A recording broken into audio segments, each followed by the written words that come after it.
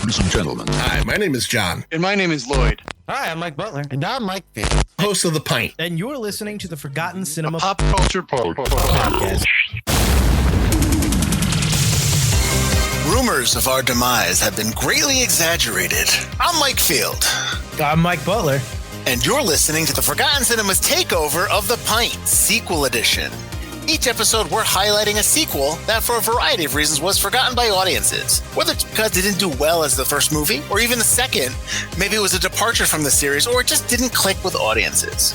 We'll be joined by John Amenta and Lloyd Green from the Pint Podcast as we discuss what we love about the movie, or perhaps don't love about it, but we'll always recommend you revisit it. If you enjoy this episode, you can find more Forgotten Cinema on all podcast platforms, as well as our other Forgotten Takeover blocks. Hey guys, what's going on? What's going on, guys? So Butler, I guess we're not done. You're back in. Take your badge and your gun and get back out there. Talk about trying movies. to get out, but we pulled you back in. Classic. We tried to run. We tried to delete all our contacts. I burned my phone, and somehow the Pint still got a hold of us. It wasn't hard. It was not hard. How are you guys doing? John, Lloyd, how are you guys doing today? Doing great, man. It's great to hear you guys again. I know you officially haven't been recording since last December. Correct. But you came in and did Blue Thunder with us in February, so you're not as out of practice as I think you are. But yeah, no, it's awesome to have you guys back on again. It's like riding a bike. Yeah, definitely doing well here, and really glad to see you guys back. This is going to be fun. I like when someone else takes control. Yeah. I get you. All right, Butler. So let's do this. This is the first of 4 Forgotten Takeover episodes, and we're doing sequels. And what is the first sequel we are doing right now? We are doing 2010's Predators. Not The Predator, as you thought, as I had to keep not telling the you. Predator, which Watching I thought Predators, not The Predator. We're doing Predators. What's it about, Mike? When a group of people find themselves in a jungle, they realize that they are on a completely different planet, and it's home to a race of extraterrestrial hunters. The group consists of a mercenary known as Royce, which you actually don't find out till the end, an IDF sniper known as Isabel, also to the end, a Russian Spetsnaz known as Nikolai, a drug cartel enforcer known as Chuchillo, an RUF officer known as Mombasa, a death row inmate known as Stans, a Yakuza assassin known as Hanzo, and an American doctor known as Edwin. It's up to these 8 individuals to stop their hunters and get off the planet. This is Predators!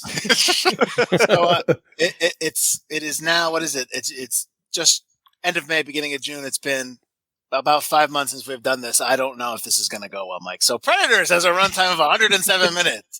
It's rated R. Production budget of $40 million. It came out on a Friday, July 9th, 2010. Opening weekend, it did $24.7 million. Domestic, $52 million. International, $75.2 million, for a worldwide total of $127.2 million. So, I mean, it's a hit. So I guess that's why we got The Predator, right, Mike? Right, guys? I mean, it took a long time to get The Predator, but yeah. And it's true. Is it a sequel to this or just a reboot? No, I think wasn't one of the Alien vs Predators before this and after this? Wasn't this where this sat? No, I think the AVPs came out before both of them. Yeah, both AVPs. Yeah, both. Yeah, both AVPs are before this, then this, and then like 8 or 9 years later, The Predator. But are they considered in the Predator franchise, or are they considered Alien? That's funny you say that, because I found one note where it was like the producer, I think it was Rodriguez, didn't want it to be in the Alien vs Predator grouping, but it was. But then that was the only note I ever saw, so I never saw that it was said like, yeah, this is part of Alien vs Predator. It was just part of Predator. The Predator films always seem, well, we'll get into it when we talk about them. They're always kind of their own thing, except for maybe they're still connected. They're more like chapters or volumes rather than repeat sequels, because they reference other things, but it's not like you don't need to see the other ones, pretty much. This one, I think, is like, it's definitely not a reboot or anything, but it's one of those movies where they essentially, it's like Force Awakens almost, where they just take the first Predator and change it up a bit, but there's also some story that connects it to the first Predator in this one. It's one of those things where they it's definitely not a remake where the first one didn't exist, but it's essentially an homage to the first one. A bunch of, you know, in this one, a bunch of guys and women, you know, on this planet in the jungle being tracked down. I mean, fuck, they use the music like extensively in this movie. Yeah. I just want to know, we're already off the rails. This is the facts. I know. We'll get to all of that. But also, I mean, I should say, John, it's just only one woman in this movie. I mean, one woman, not women. Woman. Yeah, one woman. Which we can also get to as well. Okay. So production company was 20th Century Fox, Troublemaker Studios, Davis Entertainment Company, Dune Entertainment, and Ingenious Media, and it was distributed by 20th Century Fox. I told you it came out on July 9th. So July 9th, it went up against a wide release of Despicable Me. That is the first Despicable Me movie. So obviously it was a huge hit. You also had a limited release that weekend of The Girl Who Played with Fire, which is the sequel to The Girl with the Dragon Tattoo. The original, not the Rooney Mara, David Fincher version. Also Kids Are All Right in a limited release. And is it called Rec 2 or REC or Record 2? What is that horror movie? What is that? Rec 2. Rec? Is that what they call it? So the sequel to the original. Yeah. Okay. Because I wrote it down. I was just like, I don't even know how you say this. The week after, so this is the summer. So you obviously have Wednesday releases and Friday releases. So the week after the Wednesday, the 14th, you had the wide release of The Sorcerer's Apprentice, which is not great, with Nicolas Cage. And I'm blanking on the other guy's name. Jay Baruchel. Who's the other guy? Jay Baruchel. Okay, there we go. Nice. There we go. Hiccup. Nice job. Thanks, John. The 16th, which is the Friday, you had a wide release of Inception and a limited release of Valhalla Rising. Have you guys seen Valhalla Rising with Mads Mikkelsen? Oh, yes. Christ. Yeah, I saw that. Yeah. I want to say a word. I watched that on one very long afternoon on Netflix years ago. Yeah. Yeah. It's, I mean, I like it. It looks great, but I mean, I know it's not an easy watch, just because it's long and he doesn't say anything. Right. Yeah. The guy did Drive did that movie, I believe. I think that's right. Oh, Nicholas Winding Refn. Yeah. Yeah. I believe that's either his first, not big film, but his first film that people kind of that got a wider release. But anyways, so the week prior, we're not going to go to the July 1st because that only had the one movie, the one wide release of The Last Airbender, which is the M. Night Shyamalan film, I believe. Before that, you had the 30th, the June 30th, a Wednesday, which came out was a wide release of the Twilight Saga Eclipse. Now, I have not seen these films. Is that the third one? Me neither. The second one? Is that the fourth one? Mike, what is this? Do you know this movie? I don't know, man. I like vampire stuff, so I stayed away from that crap. All right. Okay, so director was, and I'm going to say this wrong, Nimrod Antal, or Nimrud? Regardless. I always thought it was Nimrod. Yeah, it's got a weird thing over there's like a teal day over the O, I think. So yeah. So put in the Google, they'll steer you right. It's not Google's a forgotten part of this podcast. It's not forgotten cinema if we don't mispronounce one of the cast or crew. Absolutely right. I was gonna say it's also not like if you're gonna like mispronounce anybody's name, it's got to be the guy named Nimrod. Nimrod, of course. That's a biblical name, right? It's got to be. Is it the biblical name? Yeah. All right, so he did the movie Vacancy. He's also done TV episodes for Servant and Stranger Things. Written by Alex Litvak and Michael Finch. Litvak has done The Three Musketeers. I don't know which version. I think the one in early 2009, whichever one that was. Finch has done John Wick Chapter 4 and Hitman Agent 47.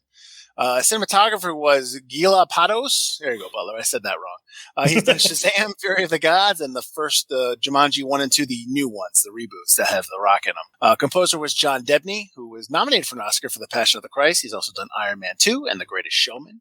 Edited by Dan Zimmerman, who's done Alien vs. Predator Requiem, the Maze Runner trilogy, which I knew there was a first one, and I kind of knew there was a second film. I had no idea they did a third one. The third one's one where the guy got all messed up during the filming. Yeah, he got run over, right? Yeah, but like a car accident. Yeah, I think he was on scaffolding, and a car ran through the scaffolding. Yeah, his face got messed up, but then he came back, and when you see this kid, he's still a hunk. Like, because I remember they were like, oh, I can't think of the kid's name, but like they're like, bad accident. They can't film the movie. It's going to take 2 years. And then he comes back and you're like, this kid is fucking 5 times better looking than I'll ever be. He looks even better. He's got a cool scar on his jaw. Yeah. Zimmerman also edited the 2006 version of The Omen.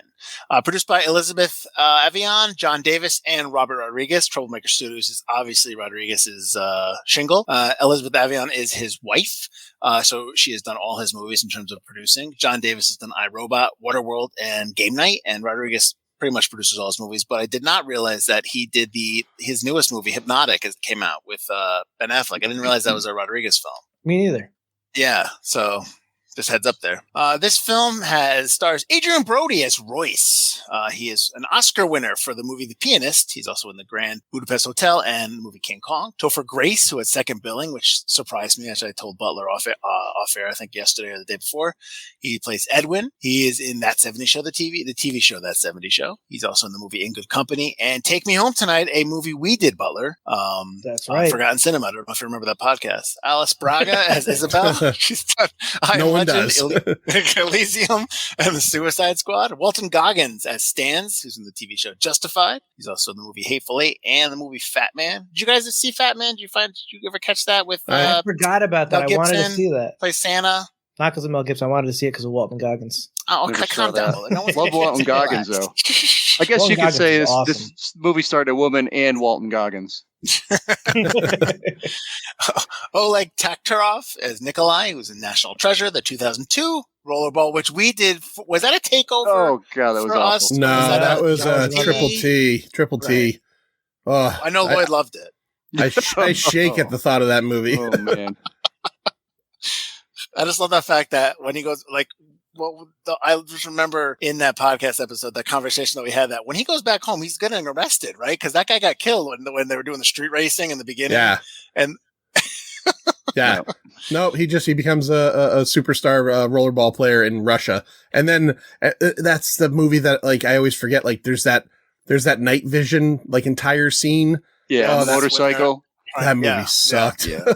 Lawrence Fishburne as Nolan, who is obviously Morpheus in the Matrix trilogy and the movie Mr. Groover. Now, he was nominated for an Oscar. Do you guys know what movie he was nominated for an Oscar for?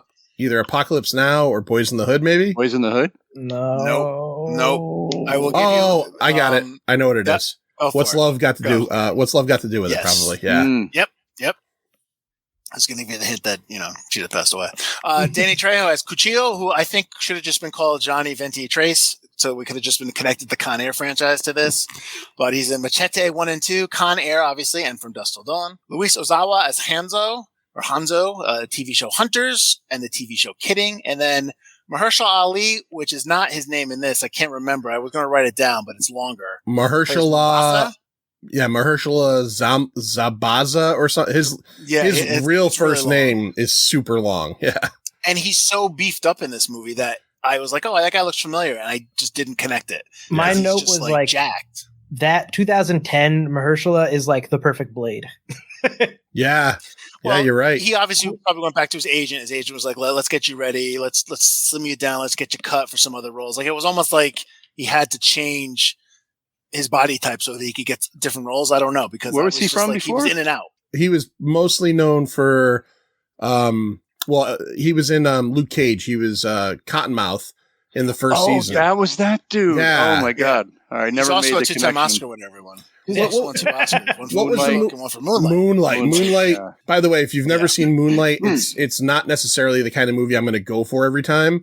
But it's a really good movie, and he was really good in that. He's also in the 3rd season of True Detective, which is really good. Which I like all the seasons, but he's in the 3rd season, which was kind of like a return to form after the 2nd season. But I still like the 2nd season, so I will still. I couldn't last. I could not last in that one. The second one? Yeah, the second one's so bad. It's got some. I know the second one no one likes, but it's got some moments, like some really cool scenes in there that I really like, that are like that stand out a lot in terms of all 3 seasons, and actually the 4th one's coming out soon with Jodie Foster. Oh wow. Okay, so I know that we all saw this film, so I don't need to ask, when was the last time you saw it, but I guess we can. Have you guys seen this since it was in the theaters? Have you just kind of, it popped on and you caught maybe 10 minutes of it? Or was it just, is this the really just kind of like a revisit for the first time for everyone here? I'll start with our guests, Mike. You can, John, go ahead. That's fine. That's fine. I don't count. So I entered it in my letterbox, as I do with everything. And, of course, I've been doing that since January 1st of 2020. And it said that I watched it almost exactly 3 years ago in May of 2020. So, and yeah, I've seen it. I saw it in the theaters, and I've seen it multiple times, on home video. Okay. Lloyd?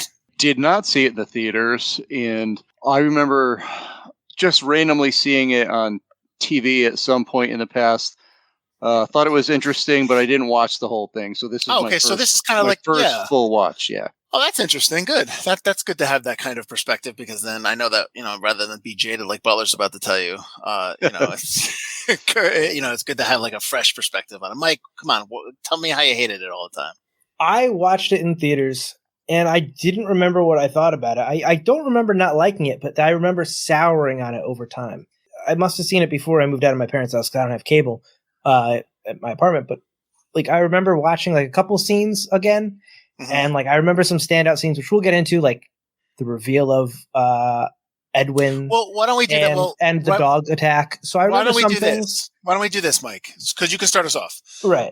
Instead of, we won't go negative first. Let's go positive. Let's start off with some stuff that really stood out that we liked, that they got right, that we liked in this movie. So go ahead, Mike. Start us off. I came into it thinking this was going to be a complete piece of shit. I thought we were watching The Predator, which has Shane Black writing, which is good up until the last 30 minutes, and then it's garbage. I remember like for some reason in my head, I'm like, wait, was Predators just garbage throughout?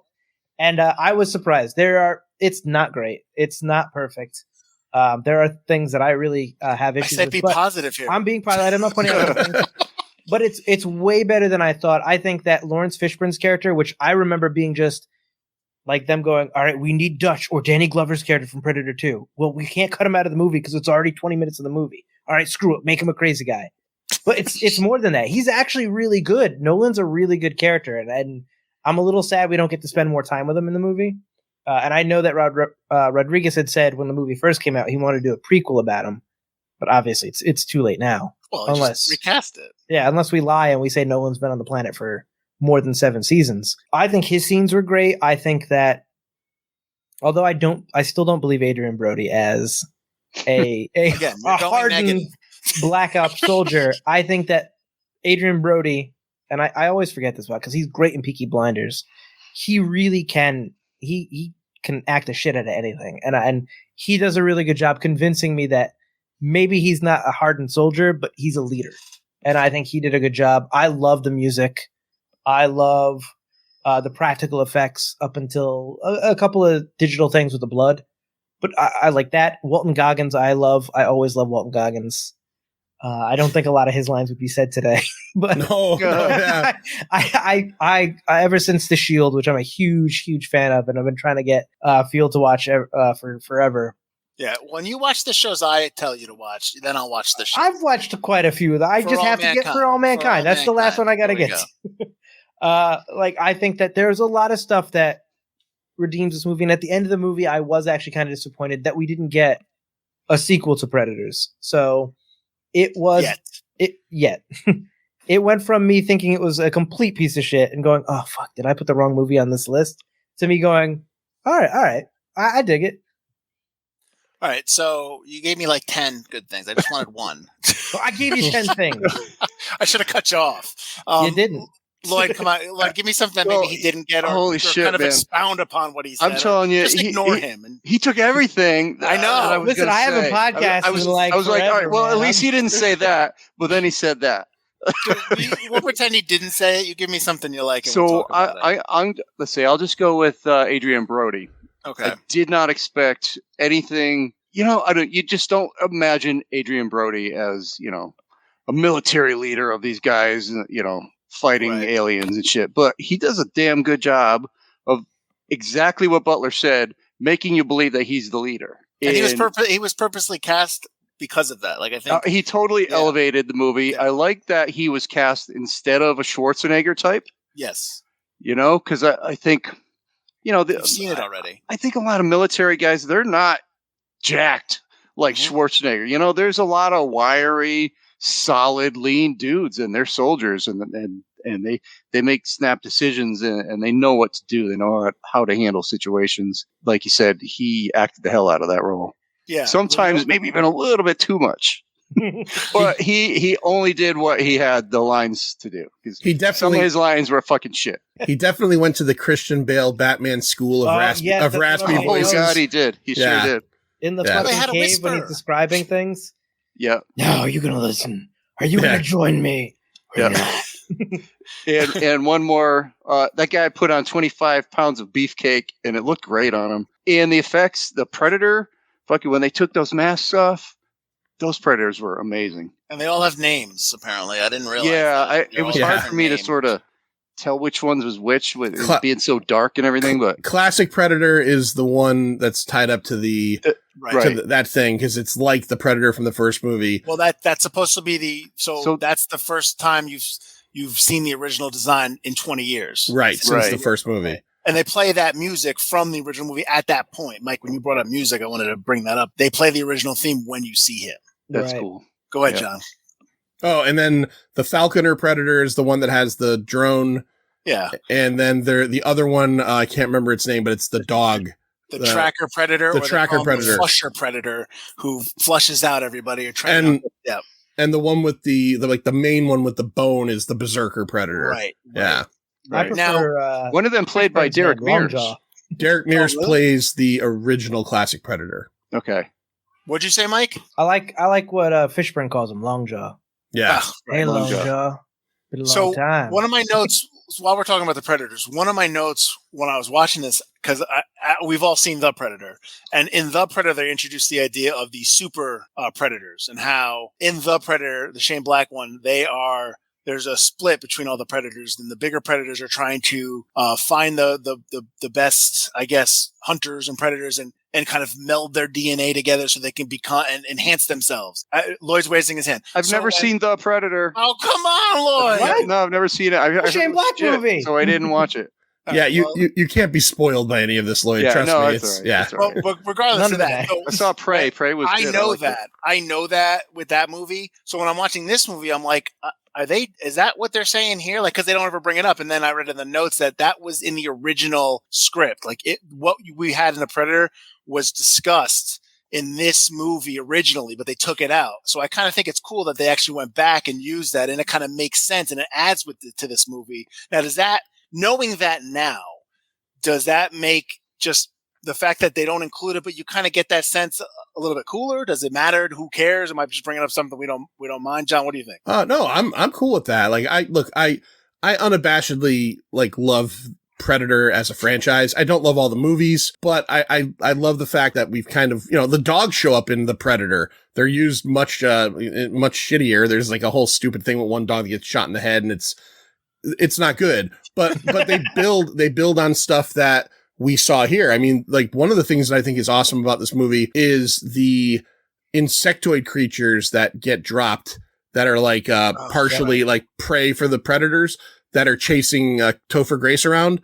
Those are based on the original Predator design that got nixed, that Jean-Claude Van Damme wore, and that Stan Winston came in and made what we know now. So I mean, I like the fact that there's some pretty cool lineage here.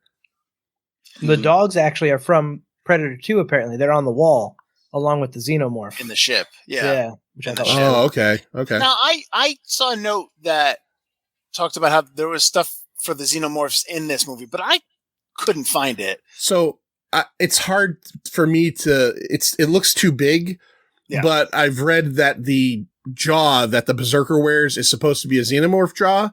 But it's way too big. I thought those were teeth, like human teeth. Yeah, it looks like it's an animal. Yeah. Okay. But I when I was reading, and I was reading it for this, and it said the lower mandible that the Berserker Predator wears is a xenomorph jaw, unless it's supposed to be some kind of like bull xenomorph or something they made a toy about that never showed up in a movie. It's certainly not like the narrow, thing that we know. Anything else that? Oh, you know what? Actually, Mike, I want to talk about, because you brought up Goggins' character and how you don't think he could say a lot of the things now that he said back then. I'll say this: you don't think that there's people like that in this world now? Like, he's on death row. Yeah, people on death row absolutely want to get off death row and go raping at 5 o'clock. See, I don't know if they're going to put that line in the movie. Studios are probably going to be like, people are too sensitive now. They're gonna have problems with that line. Then you're going to have Screen Rant articles and comic book resource articles that talk about how inappropriate and how bad that is, and they don't want that kind of press. I get that, but that to me is a small select minority of people that are online only that complain about stuff like that. But the thing is, the studio system are going to be a bunch of crybabies. You're right, because I get you, because it's all, I do love Topher Grace's, like, when he goes, Yep, okay. And he goes over to Nikolai. You should not hang out with him. Yeah, no, yeah. It's a recurring joke with Topher Grace. He does it at least twice in the movie, where he does it early in the movie too. I don't remember. It's not with Walton Goggins. It's with another character. I can't remember, but he's standing with them and they say something like pretty heinous, and he just like kind of walks away like Homer into the bushes. Okay. Yeah. Well, while we're on Edwin, and I guess we'll get into some negative stuff while we're talking here. We can always come back to the positive, but I wanted to ask this question to you guys, and they never had an explanation, or there was an explanation in the notes, which I don't buy, but we don't know they're not on Earth. Okay, so Edwin's walking and he finds that plant that's got the toxin, and he says what it is, and all I'm thinking, like, you're not on Earth. So once you discover you're not on Earth, shouldn't you assume that whatever you just said about this plant that you've never seen before, is it really a toxin? Like, I didn't, and they never explain it. So it's a dinosaur plant that's been extinct for like 2 million years. There's a note about that, and he recognizes it, and that's before they discover that they're on another planet. I think it's supposed to, when you go back and watch it again, he's crazy. And you don't know that. So I think it's just supposed to be kind of like this thing where he's a crazy person. But the toxin works. Well, he uses it as a toxin to incapacitate the lady at the end. Right, because he knew what it was. He knew that it was this dinosaur era toxic plant. He was just like lying. Yeah. He takes it off he pulls some of it out with a scalpel or something on the blade. Yeah. And that's where he keeps it. Go ahead, Mike. I could swear that they also referenced toward the beginning that some of the plants are local fauna.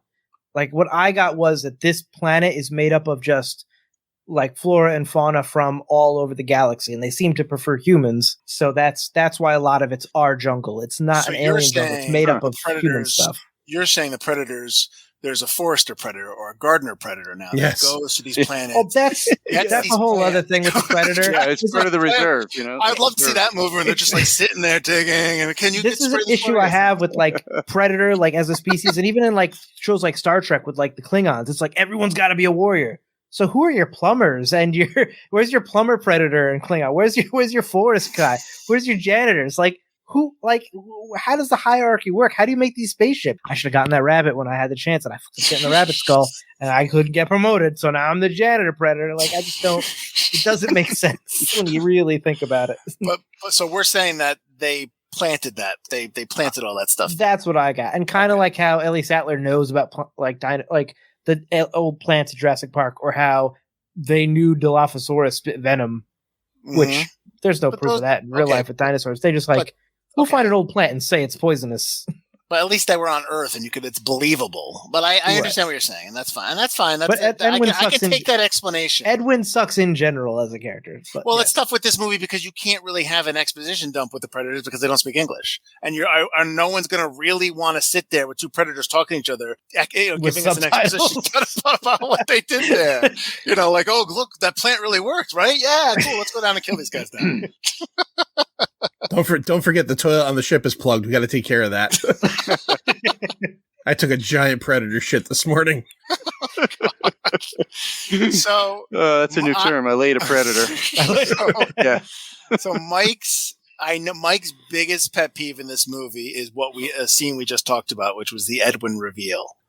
So Mike, briefly explain what you don't like about it, so we can have our guests talk about that scene. Okay, this is one of the things I remember. Why I didn't like the movie going into it is I remember Edwin and the dog chase. I remembered more than anything else. Not that I don't like the dog chase, I just remembered it. Edwin sucks as a character because even in his private moments, he's a regular person who's afraid, who's frightened, who asks for help, who seems concerned in different points, who when Alice Braga puts the gun against Isabel, puts that gun against her head, it's like, no, and that's genuine. That's not Dexter level, I'm a psychopath. Mm-hmm. And then at the end, you just have him in the pit, knowing he's going to die, knowing that his only chance for survival to get out of the pit would be her helping him. And he's supposed to be one of these, only in cinema, genius level serial killers. And he goes, oh, you won't feel a thing, and slices it with the numbing thing. And it's just the shittiest reveal. And I remember even in the theater, as soon as he put the scalpel in the venom, I was like, he's a serial killer. Like, I fucking knew in 2010, just like not like saying a movie expert, but like I just graduated college. I haven't watched the amount of movies or analyzed them like I have now doing podcasts. Even then, I'm just like, he's a serial killer. That's why he's here. Well, because I think, you're looking for, why is this guy who is supposedly a doctor, why is he here? We've determined that these are all people that would be prey for the predator. They're all either in war or in the middle of a war or whatever. So, like, yeah, I agree with you. And so an hour later, my eyeballs are in the back of my head, blood's bursting out the front, and like I can't watch the rest of the movie because I need a real doctor. This is your first watch, not this watch. This is my first watch, yes. Yeah. Doing this, I still rolled my eyes, but they didn't go as far back in my head because I knew it was coming. So John and Lloyd, you both kind of agree with that assessment, like it was just preposterous?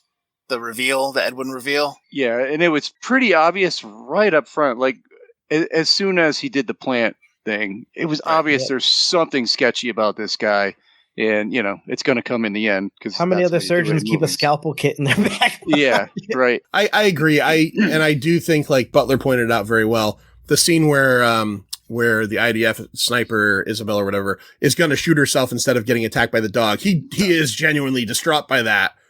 But then I also thought, well, this is a crazy guy. So I kind of put it back to that. But yeah, it's heavy-handed, especially.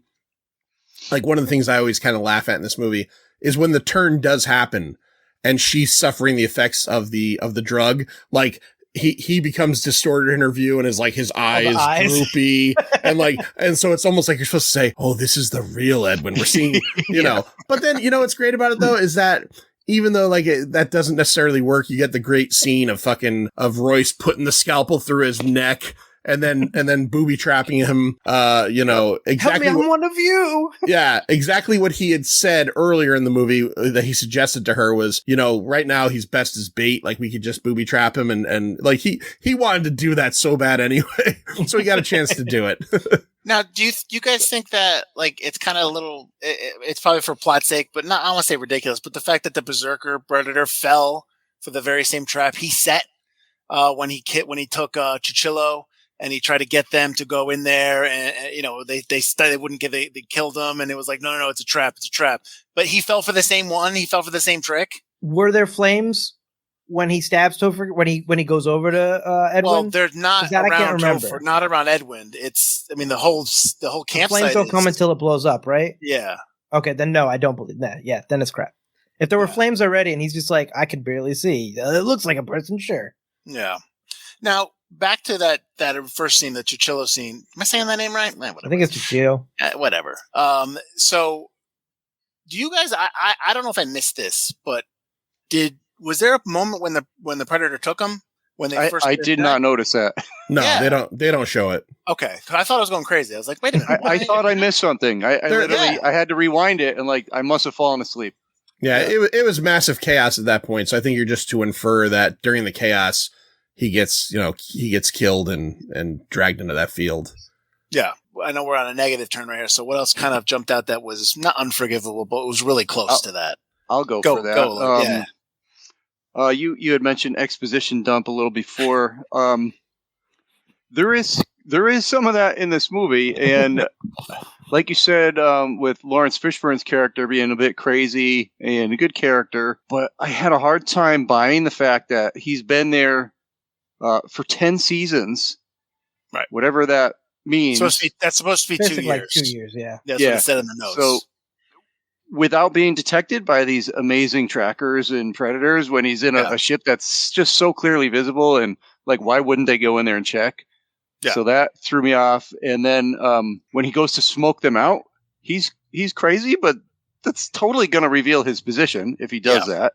Yeah. But the worst thing of all those was that he described the whole Predator arena and the hierarchy and the battles. Why didn't they fucking show that? I want to see that. I don't want to just hear about it. I want to see it. That's in the Alien vs. Predator movies, right? Is that shown in those movies? I don't know, but I didn't see those. I wanted to see it here. You see a little bit of their home planet in the second Alien vs. Predator, but not much. Yeah. Okay. Oh, it's kind of like a flashback, right? Because the xenomorphs are going after him or something like that. He goes into a ship on the city, the Predator city, and he sees, hey, there's xenomorphs on Earth. Yeah. He's like, oh. But I would agree with Lloyd, with the exposition dumps. I hated all the exposition dumps that Brody does at the beginning, Adrien Brody does at the beginning. Like, this is a game planet and we're the game. Like, you've been on this planet 5 minutes, dude. How the fuck do you know that? You don't know that. You don't know anything about this. I also had a problem with, like, when they get to the cliff and they finally see, like, the multiple moons. I'm like, you guys didn't look up? You were in a clearing. Yeah. You didn't notice the sky was different when you looked up. The sun hasn't moved. He mentions that specifically the sun hasn't moved since we got here. But yet didn't notice there was a Jupiter-sized planet right next to it. They didn't notice. They didn't notice Saturn right out there where a moon should be. Yeah. One of my notes is that the first 30 to 40 minutes of the film, there's a lot of medium shots, but like slow push-ins on characters, especially Royce. Like a lot, and it's just like, okay, we get it. I know you're trying to set something up. And to the movie's credit, it does, the exception of the roll and stuff, because that does take like a 10-15 minute dip. There is a lot of action towards the end as it picks up, but still, it takes a lot to get there. Mm-hmm. So and the dog hunt, that stuff wasn't. I don't know if that really counts as it's a set piece, but not really too exciting. You don't know really you still don't know what the hell's going on. That jump cut, fast cut, you're not sure what's happening, and they're just firing. It was okay for me. I want to jump back to the positives for 1 second. Yeah, absolutely. Because I wanted to say this and I didn't get a chance. So I remember a couple years ago, me and Lloyd went and got to see Evil Dead 2 in the movie theaters, and it was great. A couple years ago? Yeah. Connecticut Cult Classic. So okay. I thought you were talking about the original. I was like, that ain't a couple. No, this was not 1987.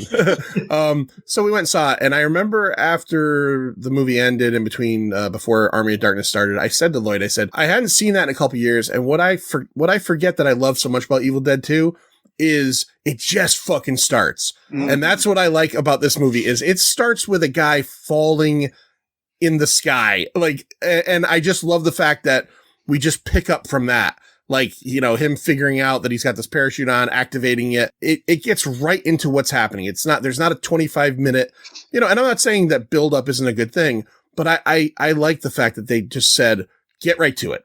Mm-hmm. These people land. Do I find it weird that everybody lands very close together? Yes, that's odd. You would think they probably wouldn't all land in the same 10-foot spot for the most part. But I like the fact that, like, okay, this is what's happening. We figure out that this is what we are, and these are who are coming after us. I like that. It gets right to it and lets you just jump right into the meat of the story. How about the fact, though, that at the end of the film, they're done, movie ends, and more people are being dropped in? And I'm thinking, so are there just like multiple camps of predators that are overlapping each other and hunting? And like, there's no break. We're just hunting from morning to night. They're hunting aliens. Yeah. Predators don't play mini golf on the weekends. Why not? Predators, they're predatory. That's all they do. Hey, you want to go to the game planet and hunt some people today? Predators. You just don't see them. Yeah. Yeah. My assumption is that they killed almost everybody that they had to kill, and they all got killed too. So maybe there's more predators, and they just hit a reset button and drop more people in. You do hear another predator clicking right at the very end. Oh, yeah. Do you guys think that we missed out on the opportunity to see a Robert Rodriguez film here? Because I know he was going to. This is an actual pitch of him back from 1994. Right. That he pitched, and they were like, it's too expensive, we can't do it. And then 15 years later, they were like, you know what, let's revisit this. They had somebody else rewrite his script. He, like you had mentioned, I don't know who mentioned that Schwarzenegger was in it, but the Dutch character and the Harrigan character from the second one, the Danny Glover character, were actually in this movie, but they got rid of them, which I'm glad they did, because they were going to be like on the planet, like they kidnapped them on the planet. I wouldn't want that for those characters. Like those stories are over. They don't need to be. They won, yeah. Right. But do you think that we missed an opportunity to see a Robert Rodriguez Predators film here? Because he obviously ended up directing it. He just produced it. Like, would you have wanted that? I mean, maybe let's say, I think, what did I read? This was originally in the early 90s is when he wrote. Yeah. 94. While he was writing Desperado. So yeah, if you had told me we could have had a Robert Rodriguez Predator movie right around the time of, say, like From Dusk Till Dawn, I would tell you 100% that yes, that was a missed opportunity. Right. But then as Robert Rodriguez kind of, did more stuff and kind of settled into, I mean, in all honesty, and, we did Once Upon a Time in Mexico. Yeah. He's still a good filmmaker, but I think he was at his best in that mid-90s period. I think we would have gotten the most dynamic Predator movie we probably would have ever seen, like really kind of crazy. So I'm okay with him not having done this in 2010. I can echo that. I mean, I haven't really loved the film of his since. I mean, I like Spy Kids, but I don't think Spy Kids is great. It's good. It's a good kids movie. I mean, The Faculty. He produced that, right? Did he? No, he directed that. He directed that. Okay, I like The Faculty, but I don't know if it's because of him. It might Right. be because of just the script and just And kind of.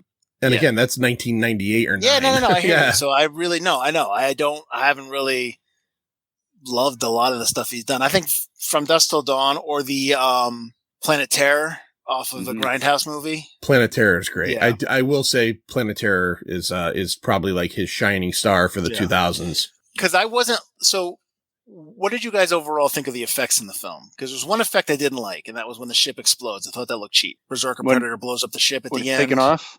Yes. I thought that looked really cheesy. But what did you guys think of the overall effects? I think the practicals are great, and the CGI is absolute garbage and does not hold up. That's pretty much my opinion. I think the dogs look stupid. I think the decapitated predator looked bad. The explosion when he lets off the when Nikolai lets off the explosions in his vest. Like, I've seen better effects in movies that took place 20 years prior. I thought all the CGI, which I know they cut the budget to AVP Requiem, the same budget, and it looks like that. I mean, they put all their money in the practicals. Not terrible. $40 million is not terrible to look at. I mean, that's decent. And they put it all in the practicals, which look phenomenal. Right. But I think anything CG, including the airship, look garbage. And that's sad with the decapitation of the Predator. It wasn't practical, because that's like the shining moment. Like, oh man, this new Predator is taking over like the Predator, like what we think of as the classic Predator's place.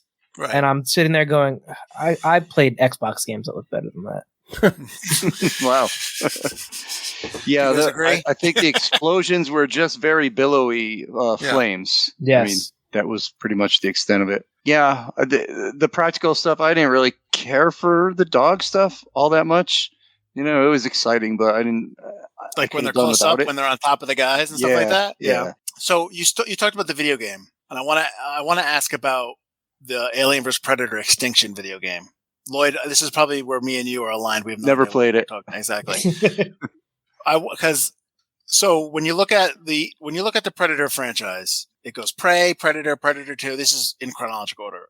AVP, AVP 2, which is AVP Requiem, Predators, and the Predator. Where does Alien vs. Predator Extinction take place in that chronological order? All the Alien vs. Predator games take place in the future, along with like the Ripley stuff.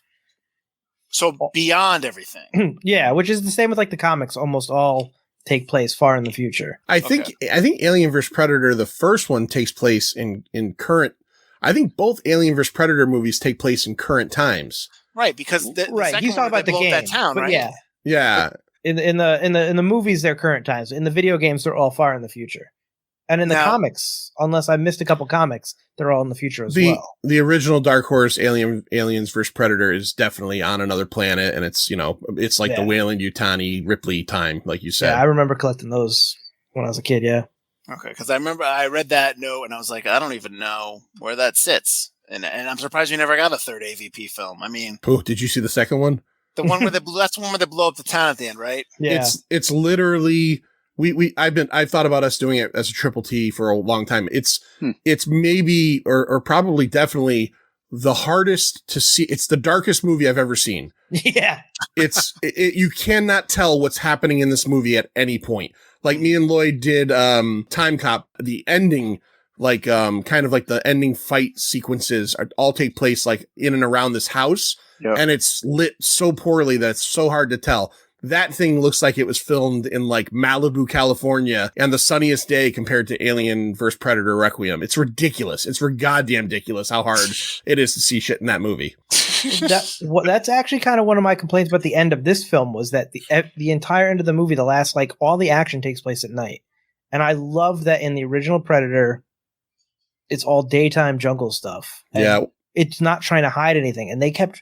Like the fact, like after Nikolai blows up, it's all nighttime. It's like they're trying to hide every little bit of the. Let me see the suits. Let me see the Predator. Let me see the effects. It's all lit by either plain black night or like the sword fight should have been awesome. If that was like yeah. daytime and you did like a You're Kurosawa right. thing, Mhm. but they hit it by night, and it's like I can barely see the Predator. I don't know what the hell's going on. My note for that is the most unepic fight. Like they set it up like it's going to be this big thing, and I'm just like, this is stupid. Like they're not doing anything. They're just There's dumb. no risk. You know he's going to die. Yeah. So it's like, what's the point of it? You know the Yeah. Predator's going to, and the Predator doesn't even look like he's phased. Well, and that's it's like a double-edged sword. It's like it's really cool that you have all these different characters from different walks of life that are plopped down together, and they're kind of forced to work as a team, but they don't. But you know what I mean? Like they're all these different predators. But because of that, you can't really spend a lot of time kind of going into the characters, because then you're going to have a 2.5 hour film and no one's going to want to watch it. So you end up having surface deep characters. And so then you don't really care too much about Hanzo when he stops, or you know, you can't really relate to anybody. Even like Royce and Isabel at the end, you're just kind of like, yeah, all right. Yeah. You know, it doesn't like it doesn't, you don't care, because it's like, it's great that you have them all together, but you can't really get too deep into like who these people are, because it'll be too long of a movie. What do you guys think of that? Let me add to that and say, like, what do you think about them all being villains? Because I think that makes me not care about them at all. I don't give a shit. I don't care if they kill the Predators kill them. I can't remember what we were talking about. We were just, you and me, Field. We were talking about, Barry, where all the characters are shitty. Yeah. So why do you care what happens to any of them? Right. When you can't write a redeemable character and all the characters are irredeemable, with maybe the exception of Isabella. Well, that's what you're supposed to care about. Exactly. Mm-hmm. And Royce is a piece of shit. Yeah, but he Royce might be the like worst of all of them. He's like the reluctant hero who comes back around. Because he returns, Butler. He doesn't leave. He comes back and saves her. If Isabella wasn't a woman, would he come back when he's like massaging her hand? Oh, baby, yeah. if Isabella was some dude from the Israeli Defense Force, would he have came back and saved him? In the 2023 film? Yeah. It's just, it doesn't, like, the fact that they're all irredeemable characters makes me really not care. Like, I'm almost rooting for the Predators, but at the same time, I'm not rooting for them, because they're racist. they're killing my boy, the original Predators. So, like, why do I care about anybody in this movie? Right. Go ahead, John. You wanted to say something. Oh, no, I was just going to say, like, hey, you don't know. Maybe Royce would prefer if Isabel was a male from... It's Pride Month, all right? It's Pride Month. Maybe 5 p.m. is raping time. Maybe that's why he came back. Let's get to my favorite part of the podcast, where I get to read reviews and see if Butler gets mad at them. Michael Phillips of the Chicago Tribune wrote, geez, when the story relocates to the Fishburne character's grimy, claustrophobic domicile, the movie turns static. The filmmakers may have been going for an alien industrial grunge vibe, but the tension just isn't sufficient. Now, Mike, you like that stuff. You like that scene. And Lloyd did not, right? Lloyd, you were not a fan of that scene because of the exposition dump, right? Yeah. Yeah. So do you agree with Phillips here? I like the exposition. I think it's done well. I think, Lawrence Fishburne had 2 days to do it. I think it is an exposition dump. And if anybody else did it, it would, I know. If anyone else did it, I think it would have really sucked. And that's the thing is, like, I remember him being like thinking in my mind, trying to remember it. Like, he's just, shit, we couldn't get Glover or Schwarzenegger. Let's get this guy. But like, it's more than that. He really is like within his Crispin time. Glover? He's the most interesting character of all the characters. Angels. Not that I'm saying I would care about him, but he's the most interesting, most dynamic character out of the group of the 7 of them, which are all very Who are you talking about now? I've lost characters. Fishburne's character. Oh, Nolan? Nolan. Well, Nolan what about is the his most dynamic invisible character. buddy? Yeah, giving him his invisible buddy makes him infinitely more dynamic than anybody else. Nolan's so cool when you first meet him, and he's so like, oh, look at this guy, and then all of a sudden he's crazy. Yeah, as soon as they get back. Once he gets home, once he gets into familiar territory. Why doesn't his invisible buddy go with him? Because he's scared. His invisible buddy is the fear. The invisible buddy is the one that wants them dead. I love that the guy's going when he's smoking them out. And he's like, he's a scavenger. He wants our stuff. It's like, he probably wants to eat you, because there's probably nothing to eat on this planet. Listen, you got to give Edwin something to say so he doesn't seem like a serial killer, even though he's obviously the serial killer. I always feel like, and you guys probably know more than me about movie making and stuff, since you've done that. I always feel like whenever there is like that line, like that's so obvious, that somebody looped that in for the people in the audience that maybe aren't going to put it together, like that whole, he's a scavenger, he wants our stuff. I'm like, I figure there was like a test screening and people were like, why did he turn bad? And they're like, yeah, we got to throw out a line saying why he's doing it, you know? That's I always also feel probably that the way. line that Topher Grace probably hated the worst and probably took him the most takes because it was the most unbelievable thing for him to say because it's so stupid. Right. And why would he be the one to figure this out and not like Royce or one of the military people? Everything else out? Right. Who's figured everything else out? Exactly. We have to stop him, Robin. Everyone. Royce trusts this guy so much he's never met. He eats his beans or whatever. Yeah, like, I had that note too, John. I'm like, you don't know what you're eating, dude. What are you doing? You're just like chowing down like it's like, you know, you're having like some kind of like steak. At that point, he's got it. They've all got to be exhausted and hungry. I mean, how far can you walk and run? I don't trust. I'm still not eating something out of some tin can. I mean, no, Mike Field would die. Mike Field would die. He ain't sharing no beans. Nope. Nope. Not at all. Not at all. Chris Nashawati of the Entertainment Weekly complained that the film's characters were more like cardboard cliches lining up for a body count than real action heroes. So that's what I said before. So I think. Yeah. And then my final one is Lou Lemonick of the New York Post gave the film a positive review by stating that after 23 years and 3 attempts, Predators finally delivers a solid sequel to the Arnold Schwarzenegger B-movie classic. Yeah, it's not exactly hard to predict who the survivors will be at the end of Predators, but it's a fun ride. What were the 3 films? I think he's counting Alien vs. Predator, not remembering there are 2 Alien vs. Predators. See, that's just sloppy on Lou's part right there. Sloppy on Lou's part. Okay, so guys, would you recommend this movie to anybody? We're old guys. So, you know, there are people that have no idea, have never seen a Predator film. I've got people I work with that don't even know about Shrek. And, you know, which is not, I know. So, exactly. So, like, who would you recommend this to? If you're just sitting around talking movies or someone's like, oh, I like this. Like, who we recommend this film to? Mike, don't talk. You're not a guest. John, Lloyd, you can go. Go ahead. I want to know who to recommend this to. For me, if someone, you know, like you said, Field, if someone younger that works with me, you know, and I've got kids that are in their 20s, said to me, oh, you know, I just checked out Predator for the first time and I liked it. Should I check anything else out? Yeah. I mean, I'm also a fan of Predator 2. I know a lot of people aren't, but I really like Predator 2. So I would tell them, check out Predator 2. And you know what? I mean, at this point now, there have been 2 more past this, but if I were to say not to watch any one of them, it wouldn't be Predators. I would tell them, watch Predators and know what it is. It is an homage to the original. It's not as good, but it has some really fun stuff in it. It's not reinventing the wheel, and I think you'll enjoy it. In all honesty, I would tell them to jump all the way to Prey, which I loved. I thought Prey was awesome, and just say that's the one like that is probably going to recapture your feeling for how good the original was, you know, to an extent. But yeah, I would tell people check Predators out. I definitely enjoy it. I agree with you guys. There are a lot of, you know, there's a lot of goofy stuff going on as well. But if you want to just get into a fun Sunday afternoon action movie, I think this works. Do you think that if you watch Prey first before any of the other films, that it kind of negates what makes Prey so good because you don't really expect it to be a Predator film? So you kind of like you said, you've watched all these Predator movies, and then you watch Prey and you're like, yes, this is the kind of movie I want. But if you watch it first, do you think that negates that feeling? I don't think you should watch Prey before the others. Right. I just don't, because I think Prey works. Not that Prey wouldn't work if you watched it first, but to me, I think Prey works just knowing the history of Predator. I agree with you, Lloyd. Yeah, I think Prey works really well because if you've seen, at the very least, if you've seen the first Predator, you know what these things are capable of. Right. And you know how hard it is to defeat it. Like the first Predator takes out a whole platoon, and it comes down to Schwarzenegger to finally beat it. So when you get to this movie where it's this young woman and, you know, with no firepower whatsoever, and she's got to face off against one of these things, seeing the first one really adds to that. Like, there's no way she's going to get out of this alive. Right. I disagree with that. Whoa! Well, you can hold your horses because I thought that we were doing this discussion. No, I want Lloyd to I told Lloyd that I would go back to him about recommending who he'd recommend this to. We'll go to you, Mike. Don't worry.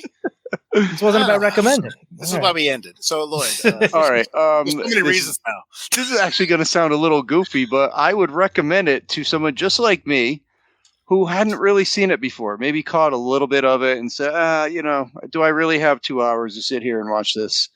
No. Should I go back to see it? Yeah, go back to see it. Check it out and see what it has to offer. That's fair. So someone like me who's maybe seen like 2 or 3 Predators, not all of them, but it's just a little new tidbit to have there. Nice. Okay, Mike. Now, you may now argue with John. Go. Well, in terms of the Prey thing, I'm talking about in terms of Prey, I think that someone of today's generation is only going to watch stuff that's of their generation. Okay. Now, we're talking about a film from 1987. Some of the people that you guys and we've all worked with, they weren't even born then. Their parents were probably born then, some of their parents. And it's just like, they're not going to want to watch that. But Prey starts you off thinking it's a movie about Native Americans, a Native American girl trying to make her way, almost like a Pocahontas Disney live action remake they don't need to make. And then boom, there's an alien. I think it works no matter what. I think if you're a fan of the Predator or a fan of Predator, it adds layers to it. But I think if you don't know what to expect, it's like, what the hell is this thing? I think it's got enough moments. It's got enough stressful moments. It's got a dog that you don't know if it's going to live or die, which stresses me the hell out. Yeah. I think it's a really fantastic movie coming from either end of the spectrum. I think it works if you're a fan, and it works if you're not a fan. And I think that's a gateway film because it's a well done semi reboot that can get the Gen Z audience watching and go, okay, well, maybe I will watch some of the other ones. Mike, 15 years from now, your son of 12 years old tells you, I want to watch Star Wars. Which Star Wars are you watching? Are you starting them off with the first one, the new one, the latest one? Or are you starting off from the beginning? Start off at the beginning. Okay. So which Predator are you showing him when he wants to watch Predator at 16, 17? I would still... I think they're different movies. I also Which think that Predator are you showing him? when you were reviewing your movies, I thought about it myself. What would I show my son? And the prequels do so much foreshadowing that you're going to lose a lot in the prequels, not knowing like that Anakin becomes Darth Vader and stuff like that. But with Predator, also, Prey is a much darker movie, and Predator is just a much more 80s romp kind of action movie that's a little less scary, a little less intense. So just on that note, I would start with Predator, then maybe go Prey, and then maybe go, all right, now go nuts. Watch these other movies that are really stupid, but they're also fun. Like, I don't like Predators. I think it's a bad movie, but I also liked Predators. I liked watching it. It's an hour and 45. Like I think John just said, it's like a Saturday night, like action movie romp. It's bad, but I enjoyed it. I'll just say, I think what we're talking about is the difference of how could you watch these movies or how you should watch these films. So I think as all of us, as responsible moviegoers, we would make sure that the people watch it the right way, which is from the beginning, from the start. But of course they can experience it however they want to experience it. Guys, what do you guys think? I just want to go in and say how I think it's funny that Butler said that Predator was like a lighter movie. Jesse the Body Ventura's heart gets shot out of his chest in that movie. But it's lighthearted. He's lighthearted for sure. I never liked in Predator when Billy just turns around and he's like, you guys go. I'm like, what? And he just, when he turns around, he's going to like fight him. I'm like, come on, man. I love that moment. Yeah, I'm down with that. That's such a plot moment. Like, okay, it's time for him to die. That's like the Hanzo moment here that we have. Guys, I'm the last one left. I'm the ultimate warrior. I've got to let myself go. Listen, I just don't love it. I mean, let's put it that way. I mean, I don't hate it. I just don't love it. All right. So I guess, Mike, I tell everyone where they can find us. You can find us at ForgottenCinema.com or wherever you get your podcast. You can find us on social medias at Forgotten Cinema Pod or Forgotten Cinema, depending on where you are. You can also join us on Forgotten Cinema's The Lobby. Just because we're no longer putting out new episodes doesn't mean we're still not there. We're still not posting that, hey, we're watching new movies. I just watched Dungeons & Dragons the other day. I know Field watches movies every day. He's a machine. So Pope's Exorcist. Oh, Pope's Exorcist, was that good? It's fun. It's I'm not gonna say it's not a horror film. It's horror light. It's more action, but it's definitely it's only 103 minutes, hour and 40 minutes, so it's fun. So I recommend it. Yeah, go ahead, Mike. I'm sorry. No, I'm done. Okay. Find us anywhere there. Rate, review, subscribe. All that stuff helps the podcast, even if we're not putting out new episodes. Yes. All right. Excellent. John Lloyd, we'll see you for our next takeover. I can't even tell you what movie it's going to be because I don't even know what the list says. Actually, you know what? I can. Hang on. I know two of them. I can't remember the third. One of them is... we are doing Tron Legacy. Yes. The French Connection 2, and Book of Shadows Blair Witch 2, which I'm interested. Oh, I have Can't never wait. seen that. Yeah, Lloyd. That one for sure will come out during our all horror October.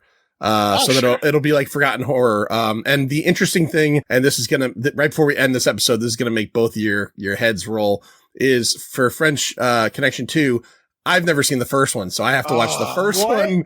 Yeah, I know it's a blind Yeah, spot. I don't one is think I've awesome. seen either of those. Yeah, okay. You don't pick in your feet in Poughkeepsie, Lloyd? You don't know that line? No. Oh, God. So good. First You one's know, classic. just so y'all know, I was gonna watch Barry tonight, Yeah.